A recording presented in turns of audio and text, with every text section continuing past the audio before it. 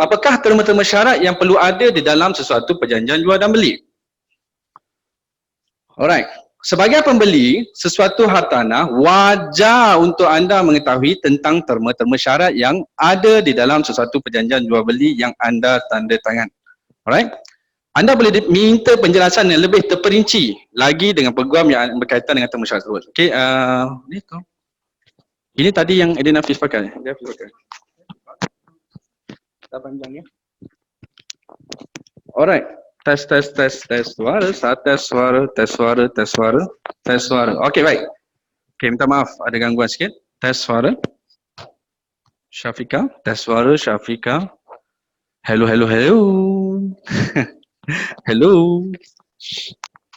Hello, tes. Okey, baik.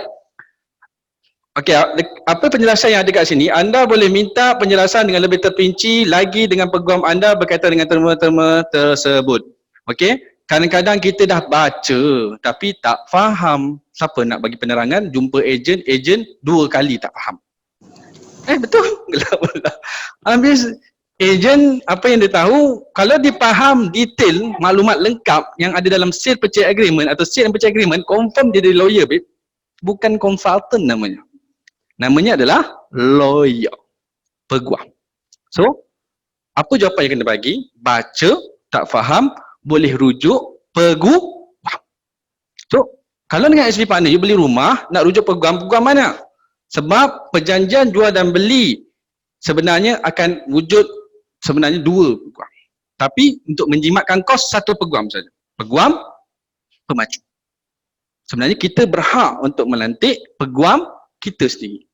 Tapi zero cost deposit apa semua, kita mengharapkan peguam pembeli.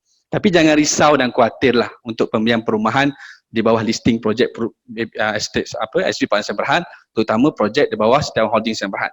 Sebab yang membelinya beribu. Yang berjaya terima kunci pun beribu. Yang ada masalah mesti ada. Sebab bila kita beli rumah pasti ada defect sedikit. Bumbung crack sikit, ini masalah ada? Ada. Tapi diselesaikan? Of course diselesaikan. Kalau tak diselesaikan, dah tentu Setiawan Holding itu dibakar dan dirobohkan oleh pemilik Bandar Baru Sdn Bhd. Sebab apa?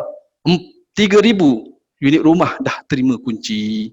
Ada komplain? Ya ada. Diselesaikan? Yes, diselesaikan. So, kalau katakan pembeli kita ni banyak celoteh nak jumpa peguam, boleh. Peguam itu berada kalau di KL, boleh buat appointment, telefon admin staff, SV Partner, kita boleh buat temu janji dengan peguam yang berada di KL. Yang mana di KL. Ataupun satu lagi peguam kita juga berada di mana? Di HQ office di Manjung. Boleh buat temu janji dan peguam akan hadir untuk terangkan lebih terperinci apa yang ada dalam maklumat sale and purchase agreement. Tapi masalah ni jarang-jarang berlaku. Betul tak? Kecuali pembeli yang ada pengalaman ditipu oleh pemaju perumahan sebelum ini. So, dia akan minta benda-benda ni. Tapi jarang berlaku. Kalau berlaku, tak ada masalah. Call office SV Partner dan maklumkan yang mana pembeli kita nak bertemu dengan peguam. So, dia ada 2 pilihan tempat nak jumpa. Pertama, dekat Damansara, dekat Filio Damansara. Yang kedua, di HQ office di Manjung. Boleh, tak ada masalah. Okey, jom kita tengok apa syarat-syarat ataupun apa terma-terma asas yang perlu ada dalam perjanjian jual dan beli. Okey, nombor 1 adalah pengenalan ataupun mukadimah. Okey, perlu ada dalam bahagian pengenalan iaitu maklumat tentang penjual dan pembeli. Apakah maklumat itu? Nama, nota pengenalan, alamat. Okey, kalau penjual tu maklumat penjual, kalau pemaju tu maklumat pemaju. Okey. Yang kedua, maklumat tentang hartanah yang hendak dijual, termasuk not hak milik, PT unit, port unit mana? PT 100, PT 200 kena ada. PT 2000 tengok pada unit yang you pilih waktu you booking unit tadi. Dan status tanah tu kena jelas. Kalau macam Bandar Baru Sdn Bhd tadi, Edin Hafiz maklumkan projek perumahan itu status tanahnya adalah Reserve Melayu. freehold, pegangan bebas tetapi ada sekatan, iaitu tanah reserve Melayu. Tetapi ada sebahagian unit yang di open kepada non-Bumi Putra, open title. So tengok status tanah dalam grant, dalam maklumat sale and purchase agreement tu. Kena jelas. Okay, jangan you diterangkan beli rumah freehold, open title, tetapi tengok-tengok rumah tu adalah leasehold, dalam agreement leasehold. Tu adalah leasehold. Ada pula dia panggil bumi pula, lot bumi. So ada masalah kat situ. Tolong jelaskan benda ni. Yang kedua, persetujuan penjualan menjual dan persetujuan pembeli untuk membeli sesuatu hartanah dengan sukarela tanpa unsur-unsur paksaan. Wajib ada dalam maklumat sale and purchase agreement tadi. Right? Sampai sini jelas tak? Mudah aja. Okey, yang kedua, hartanah dijual dengan penjual kepada pembeli bebas daripada sebalang halangan. Mesti tak ada sekatan. Contoh, nak beli rumah tu, tengok dalam agreement tak dituliskan dalam yang mana hartanah dijual daripada penjual tadi kepada pembeli bebas daripada halangan, itu free from all encumbrances.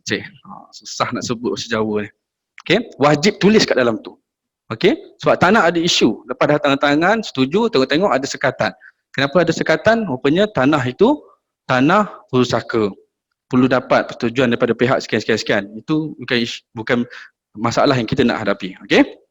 Dan penjual harus pastikan tidak wujud sebarang halangan terhadap tanah tersebut sebelum dipindah milik kepada pembeli. Okey, ini adalah tanggungjawab penjual. Okey? Sebab tu kalau untuk projek-projek yang you tengok unit dia tak banyak, belasan unit ataupun 30-40 unit pemaju bangunkan, kalau boleh saya cadangkan sebelum masuk dalam perjanjian jual dan beli, pergi ke pejabat tanah, buat carian rasmi. Carian rasmi ni kos dia belas puluh ringgit je. Tapi kita akan dapat maklumat lengkap, adakah tanah projek perumahan ini ada sekatan atau tidak dan sebagainya. Alright? Okey, mudah. Tapi dalam perjanjian wajib ada item nombor 2 ni, iaitu dimaklumkan yang mana tiada sekatan dalam proses penjualan dan pembelian perumahan yang berlaku. Alright? Yang ketiga, harga jualan beli tanah tersebut. Ini penting. Kena baca item nombor 3 ni, wajib harga yang sama you setuju waktu you nak beli. Kalau waktu nak beli tu harganya 298, so wajiblah diletakkan maklumat harga 298 tu pada perjanjian jual dan beli. Jangan jadi 320. Setuju 298, tiba-tiba 320. Kenapa 320? Sebab ada kos. Ada kos pula. Kos tak ada. Harga rumah berapa itu wajib sama, selari. Okey, yang keempat, cara bayaran harga jual beli. Ni item nombor 4 dia, kena perhatikan juga dalam perjanjian jual dan beli tadi, cara bayaran harga jual dan beli tadi. Kalau dikata zero deposit, zero booking fee, tak perlu ada bayaran booking, tak perlu ada 10% deposit. So, kena tengok dalam agreement tu, wajib tiada. Jangan ada. Kalau ada, hati-hati. You sign je masuk dalam agreement, you kena bayar. Tak nak bayar, kata free. You dah sign, kena bayar. Okay? Hati-hati. Kena tengok cara bayar. That's why, waktu sebelum nak beli tadi, kita diterangkan dulu. Lepas kita terang, kita nak masuk dalam agreement. Nak masuk dalam agreement, 4 item ni wajib diperhatikan amat teliti. Ada banyak benda-benda penting, tapi saya ambil 4 benda yang you wajib tengok dan perhatikan. Okay? Contoh ni biasa. Dalam agreement akan ada deposit 10%. Jual dan beli. Okay? Dibayar pada masa tanda tangan perjanjian jual dan beli, dan baki 90% lagi dijelaskan mengikut persetujuan bersama kedua-dua pihak. Biasanya 90% tu lepas dah setuju pindahan milik. That means bank disburse kepada akaun pemaju ataupun dia disbursekan ke akaun penjual. Dia akan dapat baki 90%. Siapa yang duit tu pergi macam mana? Daripada peguam punya advice. Dia akan pergi ke macam tu. Tapi dia akan tulis kat dalam perjanjian tu. Okey, biasanya 3 bulan daripada tarikh perjanjian jual dan beli. Ini masa biasa dia. 3 bulan kena selesaikan baki 90% tadi. Dia mewajibkan biasanya. Sekiranya perjanjian jual dan beli tersebut daripada pemaju kepada pembeli rumah, tempoh bayaran baki harga jual beli adalah mengikut progres ataupun perkembangan pembinaan rumah tersebut sehingga siap sepenuhnya. Okey. Untuk undercon, biasanya dia ada tempoh untuk menyiapkan 24 bulan, 36 bulan. So ada progres cara pembayaran berdasarkan borang G yang saya sebut tadi. Baki bayaran jual beli juga boleh dijelaskan melalui pinjaman daripada institusi kewangan ataupun kerajaan. Contohnya 10% tadi kos awalan yang dikeluarkan, lagi 90% tu biasanya melalui pinjaman LPPSA ataupun bank. Dia mesti tulis dalam perjanjian. Okay, kalau dia kata 90% tu wajib dibayar tunai. Siaplah kena bayar tunai lah. Pinjaman LPPSA kena masuk duit poket awak, lepas tu bayar ke situ. Tapi takkan berlaku macam tu. So, hati-hati dalam perjanjian tadi. Alright. Seterusnya, item nombor 5. Lanjutan tempoh bayaran sekiranya pembeli gagal menjelaskan baki bayaran harga jual dan beli. Okey. Ni lanjutan tempoh bayaran. Kena tengok. Sekiranya kita gagal membayar pinjaman tadi yang baki 90%. So, apakah tempoh lanjutan yang ada? Sebulan, 3 bulan atau 4 bulan? Tadi dah dibagi tempoh 3 bulan, betul? So tengok tempoh lanjutan pula, kena perhatikan. Cukup tak masa sekiranya proses pinjaman kita tadi boleh capai untuk selesai duit transfer kepada penjual ataupun pemaju. Tanggungjawab, nombor 6 ni pula, tanggungjawab pihak pembeli dan penjual yang perlu dipatuhi dalam perjanjian jual dan beli tersebut. Okey, tanggungjawab apa? Cuba baca dan fahamkan. Okey, tanggungjawab pembeli dia akan senaraikan, tanggungjawab pemaju ataupun penjual rumah akan disenaraikan. Dan perhatikan benda tu, tengok, sesuai, setuju, baru you masukkan dalam perjanjian tu. Cara nak masuk senang saja, tangan-tangan. Tu saja. Kalau tak nak masuk dalam perjanjian, boleh. Jangan tanda tangan, tak masuk. Okay? Bila tak masuk, bebas untuk nak keluar. Dah masuk, nak keluar, ni masalah. Okay? Nombor 7, serahan milik kosong. Okey, milikan kosong tanah tersebut akan diserahkan oleh penjual kepada pembeli apabila keseluruhan harga jual beli telah dibayar oleh pembeli kepada penjual dan kedua-duanya telah melaksanakan segala tanggungjawab masing-masing sebagaimana yang diperuntukkan dalam perjanjian jual beli tersebut. Maksudnya kena ada item nombor 7 ni bila serahan milik kosong itu. Kena dinyatakan dalam sale and purchase agreement ataupun sale purchase agreement. So ketujuh-tujuh item ni wajib ditengok dan diselidik dulu. Baca, tengok 7 perkara ni. Ada 7 perkara ni? InsyaAllah. Okey. Okey, yang ke-8 pula. Sorry, bukan yang 7, ke-8. Jadi 8. Penyerahan dokumen dan pendaftaran pindah milik. Dokumen pindah milik akan ditandangkan oleh penjual dan pembeli sebaik sahaja seluruh harga jual beli tersebut dijelaskan sepenuhnya atau dalam kes bayaran baki harga jual beli disebut secara pinjaman. Okey. Ataupun dokumen pindah milik akan ditandatangan setelah bank pembiaya memberi satu surat aku janji untuk melepaskan pembiayaan sebaik sahaja keseluruhan syarat-syarat pelepasan pembiayaan dipatuhi. Ataupun dokumen pindah milik yang telah disempurnakan kemudian yang akan didaftarkan di pejabat tanah yang berkenaan. Okey, nah item nombor 4 adalah wajib dinyatakan penyerahan dokumen dan pendaftaran hak milik. Okey, adakah ada yang dokumen pindah milik di tangan penjual? Kena ada pindahan tandangan setelah bank pembiayaan memberi satu surat aku janji ataupun dokumen pindah milik tersebut disempurnakan kemudian akan didaftar di pejabat tanah yang berkenaan. So benda ni pun kena wajib ada dalam sale and purchase agreement. Kena perhatikan. Kalau tak ada, hati-hati. You tidak mengikat dia dengan betul dan dia tidak mengikat you dengan betul, apa yang berlaku dia boleh jadi tunggu dan lihat. Tunggu dan lihat ni bahaya. Okey. Nombor 9 pula, wajib ada dinyatakan terma-terma pelanggaran perjanjian jual beli penjual dan pembeli. Okey, sesuatu pihak dikira melakukan perbuatan pelanggaran jika mereka gagal mematuhi tanggungjawab, peruntukan dan syarat-syarat yang dinyatakan dalam perjanjian jual beli tersebut. So ayat ni pun wajib ditulis, dinyatakan dalam perjanjian jual dan beli tadi. Okey, yang 10 pula, kena ada pula item nombor 10 iaitu penamatan perjanjian jual dan beli dan kesan penamatan. Okey. Kita kena tengok juga kalau penamatan berlaku dan apa kesan dia. Kena baca dan kena lihat. Takut kesan tu kesan yang kita tak boleh tanggung. Kesan dia, anda akan disaman 1 juta dan you tangan-tangan. Tanggunglah 1 juta tu. Okay? Contoh. Okay? Penamatan perjanjian jual beli boleh dilakukan oleh penjual jika pembeli gagal menjelaskan bayaran harga jual beli dalam tempoh masa yang telah ditetapkan ataupun melanggar mana-mana tanggungjawab dan terma-terma lain yang telah ditetapkan. Sekiranya penamatan dibuat oleh penjual, maka penjual harus membayar balik deposit dan baki harga jual beli kepada pembeli.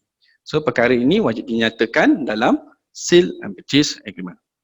Okey, seterusnya item nombor 11. Penamatan perjanjian jual dan beli boleh dilakukan oleh pembeli jika okey, penjual gagal meneruskan perjanjian jual dan beli tanpa apa-apa sebab yang munasabah atau melanggar mana-mana tanggungjawab dan terma-terma lain yang telah ditetapkan. Pindah milik gagal didaftarkan atas nama pembeli. Sekiranya penamatan dibuat oleh pembeli, maka penjual hendaklah menyerah kembali segala bayaran deposit dan harga jual beli yang telah dibayar oleh pembeli kepada penjual. Ini pun wajib ada dalam perjanjian jual dan beli yang kita masuk tadi. Alright? Tak apa, tak tulis tak apa. Nanti saya akan sharekan semua slide ini kepada mereka yang hadir online dan mereka yang hadir secara offline. That's why tulis nama dan nombor telefon. Akan dihantar slide ini kepada anda. So, dengar dan cuba faham. Okay. 12. Peruntukan berkenaan dengan pengambilan tanah oleh kerajaan. Okay, ini pun kena perhatikan. Sekiranya hartanah tersebut ingin diambil oleh kerajaan, maksud atau sebab perjanjian jual beli tersebut akan ditamatkan atas persetujuan kedua-dua pihak. Maksudnya dalam proses perjanjian jual dan beli tadi, tiba-tiba kerajaan nak ambil alih, automatik perjanjian jual dan beli itu tamat atau terbatal. Jadi item nombor 12 ni pun perlu diperhatikan. Okey, dan wajib ada dalam perjanjian jual dan beli tadi. Okey, lain-lain terma, bayaran cukai tanah, okey. Cukai berkaitan jual dan beli pun kena tengok pemakaian Undang-Undang Malaysia terhadap transaksi jual dan beli hartanah tersebut. Kena tengok apakah undang-undang, apakah akta-akta yang digunakan pakai dinyatakan dalam perjanjian jual dan beli tadi. Penyerahan dokumen atau surat-surat menyurat melibatkan kedua pihak, macam mana cara serahan dokumen, mungkin alamatnya, pembeli siapa, penjual siapa, okey, apa dia punya alamat dia, kena lihat bagaimana surat menyurat itu berlaku, dan masa adalah intipati perjanjian. Okey, ini penting. Dalam terma yang 13 ni, masa tolong tengok. Bila serah kunci? Bila serah kunci pemilikan kosong tadi? Okey. Contoh kat sini saya nak tanya. Siapa baca Sale Purchase Agreement Bandar Berustaz Perdana setiap awal? Bila masa tempoh perjanjian serahan unit rumah kosong tu? Berapa tempoh? Adakah 24 bulan? Adakah 36 bulan? Adakah 12 bulan? Baca ke tidak? Berapa? Ada 36 dan ada 20. Kena tengok. Alright? Kenapa 36 dan kenapa 24? Okey. Perjanjian tersebut akan mengikat kedua-dua pihak atau warisnya atau wakilnya. Okey, ini kena ada kos guam, minta maaf terus baca yang nombor 3 pula. Yang pertama, kos guaman, duty stamp, pindahan milik, lain-lain bayaran akan ditanggung oleh pembeli sepenuhnya. Lampiran yang terkandung dalam perjanjian ini akan diambil kira sebagai daripada perjanjian dan akan mengikat pihak dalam perjanjian tersebut. Perjanjian tersebut juga mengikat kedua-dua pihak, warisnya atau wakilnya, interpretasi perkataan-perkataan yang terdapat dalam perjanjian tersebut. Okey. Sila rujuk contoh perjanjian jual beli seperti mana dilampirkan. Okey, siapa yang tak pernah tengok Sale and Purchase Agreement, saya minta anda tolong minta salinan Sale and Purchase Agreement dekat agensi director anda ataupun daripada admin pun boleh, tapi saya cadangkan jumpa agensi director, minta salinan dan cuba tengok dan perhatikan. Siapa dah beli rumah, you akan biasa tengok perjanjian ni. Dan ada 12 benda yang saya tekankan tadi, terma-termanya tolong perhatikan kat mana 12 item tadi. Okey? Ada 12 tu, insyaAllah okey, perjanjian tu you boleh masuk. Kalau tak ada, minta untuk dimasukkan. Faham ke faham? Okey? Terma-terma di atas adalah di antara terma-terma asas yang ada di dalam satu perjanjian jual beli. Ianya hanya sekadar panduan kepada orang awam. Untuk terma-terma dan prosedur yang lebih terperinci berkaitan dengan perjanjian jual dan beli hartanah anda, sila rujuk peguam yang disediakan dalam perjanjian jual dan beli tadi. Contoh, ada projek Bandar Berustaz Perdana yang nama peguamnya adalah Bachan & Co. Ada pula Chan Bang N dan ada macam-macam nama. Tengoklah pemaju dilantik siapa untuk projek-projek tertentu. Okey? Boleh ke boleh? Okey. Tak apa. Standby soalan. Coach akan jawab lagi. Tapi ini benda yang coach sebenarnya you nak faham semua benda ni. Sebenarnya last kali pembeli akan tanya macam ni. Saya dah beli rumah. Macam mana sekiranya rumah yang saya beli tu tidak disiapkan ikut tempoh yang ditetapkan, apa yang akan berlaku kepada pemaju dan apa berlaku pada saya? Dan macam mana cara saya nak dapat tuntutan saya? Siapa nak tahu benda ni? Angkat tangan. Okey, kalau nak tahu kata sir, yes sir. Boleh ke boleh? Kat rumah pun sama. Sir, yes sir. Okay, are you ready? Sekali lagi, are you ready? Alright, okay, minta kerjasama tolong bawakan saya punya ni. Saya punya tu, whiteboard. Saya nak tulis sikit. Okey, kat rumah bagi tumpuan. Ini sebenarnya benda yang biasa ditanya. Pembeli tak akan tanya, apakah terma-terma syarat dalam perjanjian? Jarang orang tanya. Tapi dia akan tanya soalan ni. Kalau saya beli rumah undercon, macam mana sekiranya rumah itu tidak disiapkan dan macam mana saya nak buat tuntutan saya? Okey, nombor satu. Okey? Boleh nampak? Semua nampak? Nombor satu, tolong save email ini. www dot pro at kpkt dot gov.my. Ini penting. www dot pro at kpkt.gov.my. Inilah email aduan kepada KPKT. Kenapa? Kejap lagi coach akan jelaskan. Okey, nombor satu. Kena faham apa yang dimaksudkan dengan tempoh untuk pemaju perumahan undercon untuk diserahkan kepada pemilik rumah daripada serahan kunci milikan kosong. Apakah tempoh sebenarnya? Okey. Untuk sesuatu perumahan itu mendapat satu benda yang dipanggil permit APDL, dia dipanggil Advertisement Permit Development License. Bila ada APDL baru boleh buat permohonan untuk apa orang kata pinjaman perumahan. Maksudnya pemaju tadi untuk projek perumahan itu layak untuk dibangunkan dan layak untuk kita buat pinjaman. Maksudnya ada value dekat situ rumah tu. So APDL ni dia terbahagi kepada lesen yang dipanggil 1 dan 2. Lesen pertama adalah dipanggil rumah dan tanah. Rumah plus tanah. Lesen yang kedua adalah strata. Rumah berkongsi hak milik. Kemudahan. Strata. Permitnya adalah permit jual dan bina, bina dan jual. Tetapi dibahagikan kepada dua bahagian iaitu rumah dan tanah. Yang kedua strata. Di mana rumah dan tanah ni pemaju wajib siapkan dalam tempoh 24 bulan daripada tarikh permit APDL itu dikeluarkan.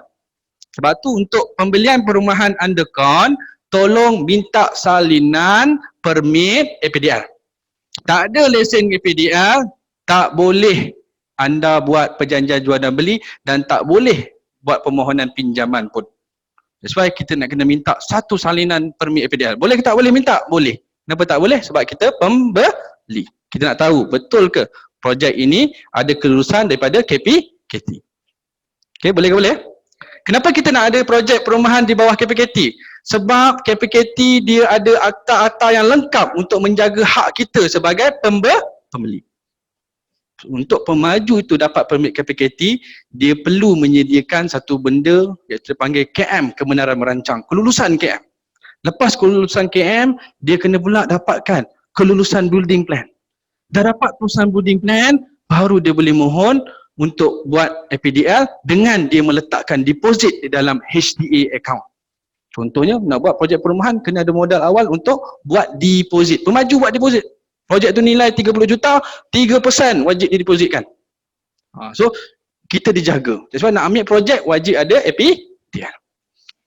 So untuk serata, berapakah lama tempoh APDL permit yang diperolehi oleh pemaju? 36 bulan. Ini serata. Serata 36 untuk rumah tanah, rumah yang dibina atas tanah adalah 24 bulan. Selepas habis 24 bulan, automatik tamat APDL. Habis 36 bulan tempoh, tamat APDL. Tamat APDL, rumah itu tak boleh dah nak buat pinjaman ke apa pun tak boleh. Bank tak boleh nak disburse duit. Sebab permitnya dah tamat. So, dalam perjanjian jual dan beli, berapakah tempoh sebenarnya dia wajib serahkan rumah itu selepas kita masuk perjanjian?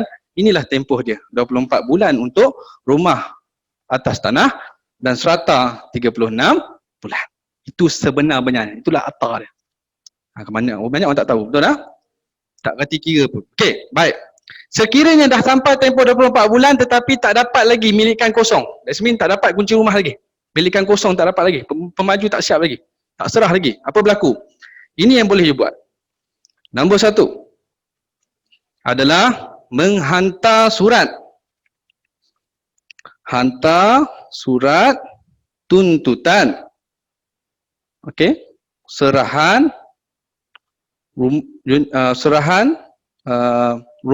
unit kosong ataupun serahan kunci lah, unit kosong mengikut tempoh yang dah dipersetujui dalam perjanjian jual dan beli tadi. Hantar surat pada pemaju untuk tuntutan serahan unit kosong pada tempoh yang dah tamat tadi. So tengok pada sale purchase agreement, bila tamat kiranya dah start pada 14 hari selepas tamat dalam serahan unit kosong tadi, 14 hari you dah boleh start hantar dia punya surat tuntutan tadi kepada pemaju. Cara nak hantar senang saja, emailkan. Dan nak lebih baik hantar pos surat penghantaran pos berbayar tadi. Post dated post, betul? Pos berbayar tadi supaya dia terima, dia sign. So ada rekod. Okey. Hantar surat kepada pemaju. Hantar pemilikan unit kosong kepada pemaju. Hantar surat ni dulu. Kenapa nak kena hantar surat? Sebab kita nak buat tuntutan untuk diserahkan kunci tadi. Betul? Rumah tak siap, itu nombor 2. Tapi sekarang dia dah lewat. So hantar surat pada pemaju dan disisikan, dihantar salinan surat tuntutan tadi kepada ini. www.pro@kpkt.gov.my. Okey. Tindakan kedua, hantar salinan surat tuntutan kepada KPKT. Apa tujuannya? Bila kita hantar tuntutan pada pemaju dan kita hantar salinan tuntutan surat ni kepada KPKT, KPKT akan buat lawatan ke site projek perumahan. Dia akan tengok kenapa projek ni tak ada serahan kunci lagi. So dia akan pergi site, dia akan buat satu report khusus, yang KPKT akan buat satu report khusus untuk di-key-in-kan dalam dia punya projek punya file lah. Okay? Supaya nanti benda ni nak buat tuntutan nak kena rujuk balik. Tribunal nak kena rujuk KPKT. KPKT kena bagi jawapan. So benda ni semua kita wajib buat. So biasanya kalau buat macam ni, pemaju besok siap. Biasanya lah. Saya tahu ini tak boleh main-main. Dah direkodkan. Memang. Dia biasanya dah sold out tapi lambat buat. Pemaju terhege-hege. Kita tak sabar nak rumah ni. Betul tak? So buat macam ni. Tapi biasanya pemaju akan bagi alasan. Kenapa dia lewat serah kunci? Kerana menunggu kelulusan untuk CCC. Biasa dia bagi alasan macam tu. So KPKT akan bagi tempoh 3 bulan untuk kelulusan tu disiapkan dan diselesaikan segera. Dan KPKT akan forwardkan kepada Department PBT yang mana terlibat untuk CCC tadi. Dia akan hantar kenapa tak bagi kelulusan. So dia akan hantar komen ke KPKT. So KPKT boleh compilekan masalah tu. Faham? At least kita punya government server buat kerja semua. Okay? Kenapa kita dapat kunci lagi? Sebab kita tak, projek ni tak dia ambil perhatian. KPKT ambil perhatian je. Jangan risau. Semua akan ambil perhatian. Sebab KPKT is the boss. Is the king dalam hartanah. Okay. Seterusnya. Tunggu, masih belum ada serahan. So apa berlaku? Ini penting. Apa berlaku? Cakap dengan tuan rumah tu senyum bahagia. Kenapa senyum bahagia? Ini akan berlaku. Katakanlah encik membeli rumah tu dengan nilai 200,000. Beli rumah harga 200,000. Tunggu. Tapi kenapa tunggu dia bahagia? Sebab you ceritakan benda ni. 200,000 encik boleh claim, boleh buat tuntutan. Sebab tadi kan hantar surat tuntutan untuk serahan kunci. Sekarang ni you boleh tuntut duit. Dia panggil kelewatan untuk serahan kunci. So pemaju nanti wajib bayar jumlah ni. Berapa jumlah dia? 200,000 kalikan dengan 10% setahun. 10%. Nilai 200,000 iaitu 20,000. Kalikan dengan tempoh lewat serah kunci. Ini formula dia. Kunci. Katakanlah tempoh itu adalah 100 hari. 3 bulan lebih tak serah kunci lagi. So 100 hari. 100 hari 200,000 kali 10 kali 100 hari berapa? Kali dulu, kali. Kira 200,000 kali 10% kali 100 hari. Berapa? 200. Jangan senyum lagi, dia kata. Sabar. Dia gembira. 200,000 banyaknya dapat. Sabar.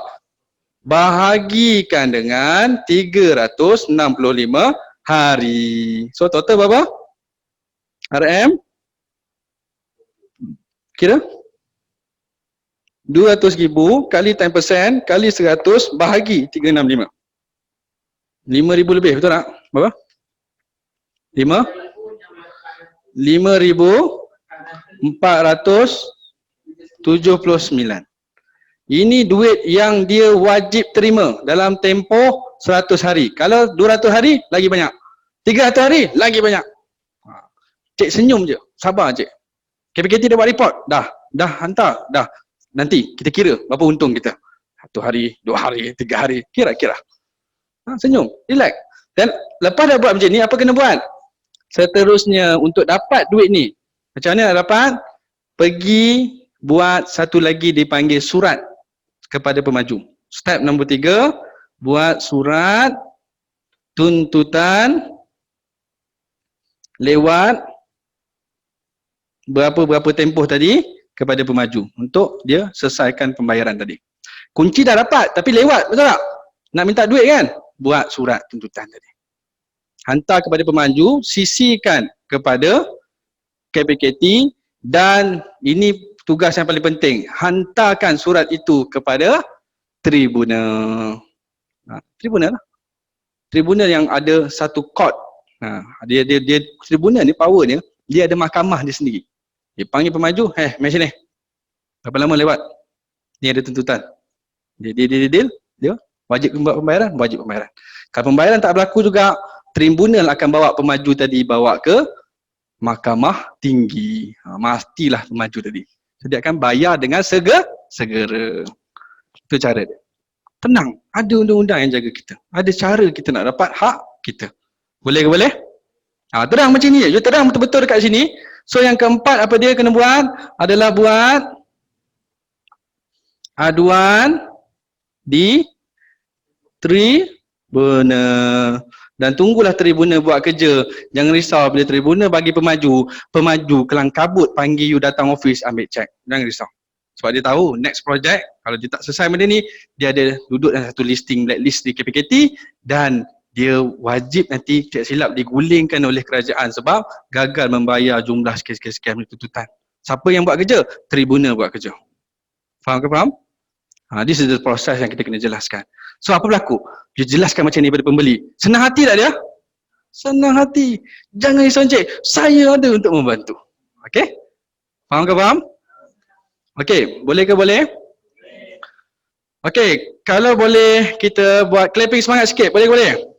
Okey, 3, 2, 1. Clapping semangat. Oh yes. Terbaik Syed. Syed, Farid, Tengku Ahmad, Nofadila, Wan No, you are the best. Okay, I love you. Memang terbaik. Kat rumah pun tunjukkan semangat luar biasa. Okay, baik. Seterusnya, seperti dijanjikan, penutup sebelum menjawab soalan, penutup. Ada 10 minit. Saya nak tunjukkan dipanggil power marketing. Apa yang dipanggil pasal power marketing? Baru-baru ni saya didatangi oleh seorang ejen datang jumpa saya, Encik Syami, apakah aktiviti marketing and sales yang dibuat oleh tim Avengers untuk bantu orang di luar sana. So saya sebutlah, saya sebut benda yang asas. Kita akan buat satu kempen ni terbahagi pada 2, kempen secara offline, kempen secara online. Offline, standardnya apa kita buat adalah kita buka booth, kita buat talimat, kita buat kesedaran hartanah, kita buat CSR, kita buat macam-macam, sebutlah offline. Online apa kita buat? Online kita buat run ads kat Facebook untuk rumah mampu milik, rumah persaraan dan sebagainya. Common, standard saya sebut. Tapi semua orang buat, betul ke betul? Tapi hasilnya macam mana? Satu orang ejen buat aktiviti yang saya sebut tadi, 2, 3, 4, 5, maksimum pun 10. Itu pun jarang-jarang. Yang selalunya berapa? 1, 2. Kerjanya apa? Bangun pagi tadi duk buat semua tu yang saya sebut tadi. Bersungguh-sungguh tak? Yes, bersungguh-sungguh. Tapi kenapa kurang? Kenapa satu kes, dua kes yang paling kelakar langsung tak ada? Telur ayam pun ada. Full time nega hartanah. Ada buat lain? Adalah sikit buat broker contoh. Contoh. Wajib beli broker ada dekat Perak dan ada dekat Shah Alam, Puncak Alam. So siapa tak rasa broker, wajib broker. Kos turun promote kan. Tapi kadang-kadang broker jumpa yang beli air tu pun sebenarnya adalah kaki tangan awam ataupun swasta yang belum beli rumah. Umurnya berapa? 24 tahun. Beli broker, beli tapi balik saja dengan minum broker. Oh sedap dan lazatnya. Itu je dia dapat. Sebab apa? Sebab normal marketing. Nak tahu tak power marketing macam mana? Buat power marketing, saya dulu rekod penjualan sebulan 45 unit rumah. Pernah dalam tempoh 2 minggu, saya menjual hampir 20 unit rumah. 7 hari, saya pernah jual 10 unit rumah masa kontes dapat iPhone dulu. Saya sapu semua. Apa yang saya buat? Saya buat apa yang saya sebut tadi, semua benda tu. Tapi saya buat satu benda, dia panggil power marketing. Yang ini siapa datang pada hari Sabtu dulu, gunakan satu, dia panggil karakter orang jutawan yang kaya ni, satu karakter je, dia panggil salam. Salam je. Tapi tahu menggunakan betul, power marketing lah jadi. Tak tahu menggunakan, jadi dia dah salam saja. Assalamualaikum, waalaikumsalam. Assalamualaikum, waalaikumsalam. Itu saja, doa saja. Tapi tak jadi bantuan. Tak jadi hablum minan nas. Tak jadi. Salam saja. Faham ke faham? So macam mana nak gunakan strategi power marketing? Nabi dah ajar dah pun, tapi kita tak gunakan. Cara yang paling mudah adalah sebenarnya, tadi Eddie Nafis duk sebut. Dia kata buyer get buyer. Daripada listing, pembeli sedia ada. Eddie Hafiz pun duk sebut, dia kata, hari ni saya run ads tak ada orang pun beli. Yang beli siapa? Buyer yang recommendation untuk beli rumah. Free marketing, tak pakai cost pun. Tapi apa yang berlaku sebenarnya? Sebenarnya, wahai sahabat-sahabat sekalian, ramai orang saya jumpa yang berjaya jadi multi-millionaire bila dia faham konsep marketing yang sebenar. Konsep marketing yang sebenarnya satu perkataan yang dah dididik daripada kita oleh Nabi Muhammad SAW, iaitu apa dia? Hablum minas nas. Tambah power lagi, hablum minallah. Tapi tak apalah, hablum minallah ni semua tolak, lambat nak faham, lambat nak kenal, lambat nak tahu. Tak apa, guna duduk di alam nyata sekarang ni, di bumi. Kita ambil apa dia? Hablum minas nas. Ini Cina pakai, ini Pakistan pakai, ini Bangladesh pakai. Kaya kat Malaysia. Betul ke tidak? Bangladesh boleh bina harta besar dekat kampung dia dengan power marketing ni. Hablum minan nas, membina hubungan dengan manusia. Faham ke tak? So, macam mana nak gunakan power marketing hablum minan nas tadi dengan sifat satu yang saya bawakan. Namanya adalah salam. Salam tadi bukan hanya memberi salam, tetapi dengan atas niat untuk berkenalan. Kenapa nak kena berkenalan? Sebab awak ada satu ilmu dan ada satu bantuan untuk membantu, bukan hanya dia yang you memberi salam tadi, tetapi kepada semua kenalan-kenalan di belakang dia yang mungkin adalah bangsa Melayu, bangsa Islam yang tak tahu tentang proses beli rumah. Betul ke tidak? Tak apalah, proses beli rumah susah nak faham. Ambil satu kepakaran yang paling mudah, iaitu kelayakan, kira kelayakan. Ramai tak orang yang beli broker tadi yang mungkin dalam listing yang ada di belakang dia yang tak tahu kira kelayakan? Betul ke tidak? Punca tak tahu kira kelayakan memunculkan satu masalah yang paling besar, dia tidak bertindak untuk memilih unit rumah. Betul ke tidak? Tengok dekat mudah tapi tengok saja. Sebab apa? Layak tak layak. Mahal lah. Murah. Kenapa tak beli? Sebab tak tahu mana satu yang aku punya. Faham ke tidak? So, saya boleh cakap macam ni, saya boleh ajar macam ni, saya boleh berkongsi macam ni. Tak, maaf, saya tak ajar, saya berkongsi. Tapi, kenapa masih lagi orang tak buat? Sebab dia tak ada satu niat di dalam hati. Tengok, power marketing is bermula dengan nawaitu kita. Nawaitu kita adalah untuk membina hubungan dengan dia, dan atas hubungan tadi, apa bantuan yang boleh kita salurkan, kita nak salurkan. Itu niat dia. Tak ada istilah malu dah. Okay, saya dapat benda ni, saya buat. Cara saya adalah, matlamat saya nak jual bulan ini 10 unit rumah. Apa saya buat adalah, saya pergi mencari sahabat ataupun saudara baru saya dekat Kementerian Kesihatan. Saya duduk Kementerian Kesihatan, saya cari siapa orang yang nak bersahabat dengan saya. Caranya adalah saya pergi kat sana, waktu lunch hour, saya duduk, saya tengok muka siapa yang senyum dekat saya. Hati-hati ya. Orang yang senyum dengan kita ni, maksudnya dia ingin berkenalan dengan kita. Sebab dia sedekah dengan kita. Belum apa-apa dah sedekah kita, senyum. Siapa tak senyum dengan saya? Tak apa, next, bukan sahabat aku. Lagi? Next, tak. Sampai dia senyum. Senyum je, kita terus senyum. Tak. Senyum bertemu senyum apa jadi? Mata bermain mata, betul ke tak? Dah senyum mata, betul? Mata memata terus langkah, terus tersusun. Dia pergi mana? Terus ke sisi. Assalamualaikum. Daripada mana? Oh, saya baru ada ni kerja nak pergi makan ni. Oh, ya ke? Siapa nama sahabat? Nama saya Megat. Oh, ya ke Megat? Nama saya Syahmi.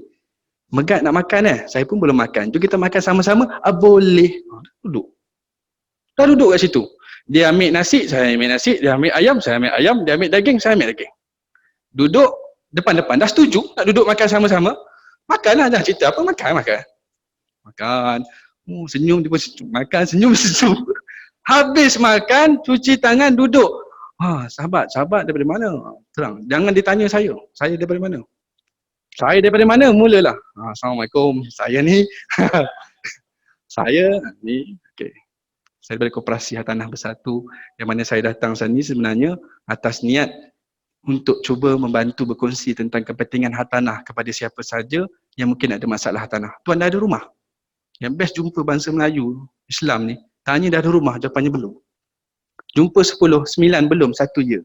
So, confirm belum. Kalau ya, Alhamdulillah. Lagi ya, lagi seronok. Beli kat mana? Berapa harga? Cerita. Betul tak kepentingan orang Melayu kita ni ada masalah, iaitu apa dia? Mereka tidak ada kesedaran hartanah. Setuju tak? Setuju dah. Untung Encik ada kesedaran. Siapa yang beri kesedaran dulu? Untung mak saya beri kesedaran dulu, contoh. So, setuju tak sekiranya kita bantu kawan-kawan kita yang belum ada rumah ni? Setuju. Kebetulan kepakaran saya adalah bantu mereka. Nampak tak? Terus cerita kita punya kelebihan kita. Cerita kita punya kemampuan. Dan cerita bantuan yang boleh kita salurkan kepada dia. Soalan yang seterusnya saya buat, setuju tak saya membantu kawan-kawan cik yang belum ada rumah? Takkan jawab tak setuju. Betul ke tidak? So jawapannya adalah bila setuju, standby lah listing. Boleh saya kenal tak siapa dia? Tolong bawa saya. Kalau dia ada peluang, duduk kali kau cikgu, saya minta dia bawa guru besar tu. Bila kenalkan guru besar kawan dia, ni kawan saya dulu cikgu, ni, lesen besar terus. Padahal baru kenal tadi. Memang. Kalau dia kerja kat HR, kat hospital, lagi best. Dia bawa masuk, kenal kawan-kawan dia. Ni kawan aku tadi jumpa dekat kantin. Dia ni daripada Koperasi Hartanah Bersatu. Bila kawan bawa masuk dalam, orang lain tak boleh bantah dah. So apa dia pula, bolehlah tolong, siapa tak ada rumah kat sini, ni dia tolong kirakan kelayakan. So, saya buat kerja macam tu. So dapatlah 5, 6, 7, 8. Dulu tak reti lah macam Poji jual 3 biji, 4 biji, tak reti. So apa? Kita dulu commission baru dalam RM800 satu unit. Dapat Afran, berapa banyak? 100.5 ya dulu. So, nak jual 10 biji pun dapat 8,000. Sebab tu diorang jual 2-3 unit sebab dapat 3,500, 4,000, 10,000. So, satu unit dah senang. Betul tak? Saya dulu prinsip maksimum jualan, maksimum keuntungan. Tetapi nak maksimum jualan tadi datang daripada niat membantu maksimum ramai orang. Itu cara. Boleh ke boleh? Benda ni wajib dilatih dengan niat memberi salam, membina hubungan silaturahim. Hablum minas nas. Itu sahaja. Faham ke tidak? Kalau you gagal buat benda ni, usah bicara tentang marketing yang you pandai buat Facebook lah apa, tak payah. Jumpa pun orang tak suka. Betul ke betul? Contact number dah dapat, jumpa orang menyampah. Sebab apa? Tak reti hablum minas nas. Jumpa gigi busuk. Jumpa cakap hal buruk orang je. Orang tak suka lah. Betul ke betul? So kena faham benda ni. Boleh ke boleh semua? Farid boleh ke boleh? So lepas ni Farid tanamkan impian dalam diri Farid nak pergi masjid, nak berkenalan dengan 10 orang baru dan cuba ceritakan apa kepakaran anda. Okay, cuba buat macam tu. Boleh ke boleh? Marketing and sale ni senang ke susah? Senang kalau tahu, susah kalau tak tahu. Dan 10 lagi susah kalau malas. Itu saja.